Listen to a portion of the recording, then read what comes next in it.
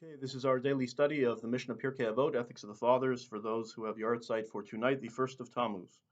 Marion Flanzig, Sarah Gudovitz, Danielle Jerwick, Mildred Cass, Max Spitkowski, and Zvi Wenek. May their memory be for a blessing. A link to the text of the Mishnah will be in the first comment below. We are up to chapter 4, Mishnah number 6. Short Mishnah. Rabbi Yossi Omer, Rabbi Yossi says, Kol ha-mechabed es-haTorah gufo mechubed al habrios, v'chol ha-mechalal es-haTorah gufo mechulal al habrios.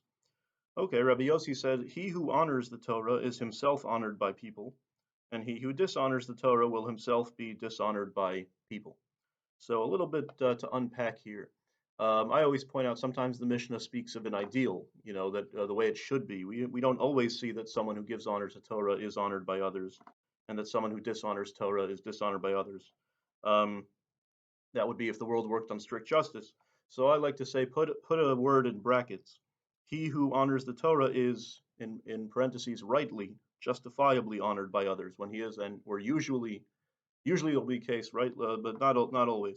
And when you dishonor the Torah, you are rightly or justly or usually dishonored by mankind. But we have to unpack what does it mean to honor the Torah. So I always point out that there's always a difference in Judaism between the more rationalist school, which I tend to fall into, and the more mystical understanding of things, which I also very much appreciate. You have to learn from both. Um, so Maimonides, who's the ultimate rationalist, says that to honor the Torah means by acting in accordance with its precepts and having a good character. I think that's the plain meaning of this. You honor the Torah by living up to the values of the Torah, you will be honored by people because you'll have a good character. People will admire you. And if you dishonor the Torah by not acting according to the Torah, people will see that you're a flawed person and they'll dishonor you. But there are commentaries who understand this in a more technical way. He who honors the Torah, the physical Sefer Torah, the actual Torah scroll, that when the Torah scroll is passing by in shul, you kiss it, you give it great reverence. So he who honors the physical Torah will be honored by others. And if you dishonor the physical Torah, you don't run to kiss it, let's say, you treat it with disrespect, you'll be dishonored by others. I call this a mystical view because there's not necessarily an attempt at a rational correlation. According to Rambam's interpretation, if you live up to the precepts of the Torah, then perforce that will lead to, in a rational way, where you can show you can demonstrate the reason for the correlation. People will see that and then they'll admire you. But this is sort of a mystical statement. It's not that people will see you honoring the Torah and that's why they'll like you. It's more just saying God will reward you, right? That if you do this ritual act and honor the actual physical Torah scroll, God will just magically sort of see to it that other people honor you in reward for that. Um, Sort of if you can imagine a statement like, imagine the rabbi said, if you put on tefillin every day, you'll merit long life. They're not making a medical statement that we can't show the correlation. It's just that God will mystically reward you for this ritual act with this particular benefit. But I always like to bridge the gap between them. That maybe even those who have this ritualistic view that those who honor the physical Torah, honoring the physical Torah itself is a way of showing honor to the precepts within the Torah, right? I always like to say they're both a little bit right. Um, but anyway, Rambam's view certainly speaks to me more that the ultimate way of honoring the Torah is not just running to kiss the scroll, but actually living up to the precepts within it. And I think everyone would agree with that on some level.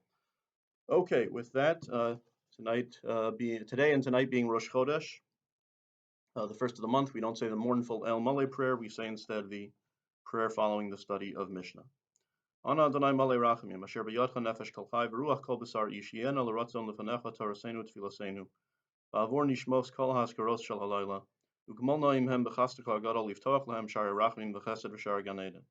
Uskabel Osam Ba'avo V'chivo Shlach Lehem Malachecha HaKadoshim V'tahorim Lo Lichem Ol Shivim Tachas Eitz HaChaim, Eitz Ol Nishmos HaTzadikim Batzidkanios Chasidim Chasidos Lehenos Misiv Shchinascha. La'asbia Mituvcha Tzafim LaTzadikim. V'aguf yanuach bekever b'menucha nechona b'chedva v'simcha v'shalom k'dechsiv yavo shalom yanucha al mishkavosam halech nechocho u'chsiv yalzu chasidim b'chavod yiraner al mishkavosam u'chsiv im tishkav lo sifchad b'shachavta v'arva shnasech.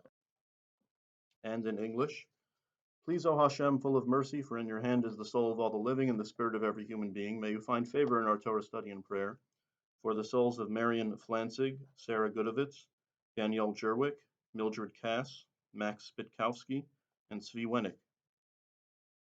in whose memory we study and pray, and whose yahrzeits are tonight. Accept them with love and affection, and send them your holy and pure angels to lead to settle under the tree of life, near the souls of the righteous and devout men and women, to enjoy the radiance of your presence, to satiate them from your good that is concealed for the righteous.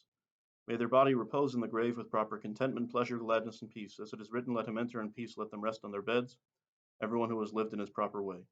As it is written, let the devout exult in glory, let them sing joyously upon their beds. And as it is written, if you lay down, you will not fear, and you lay down, your sleep will be sweet. Amen.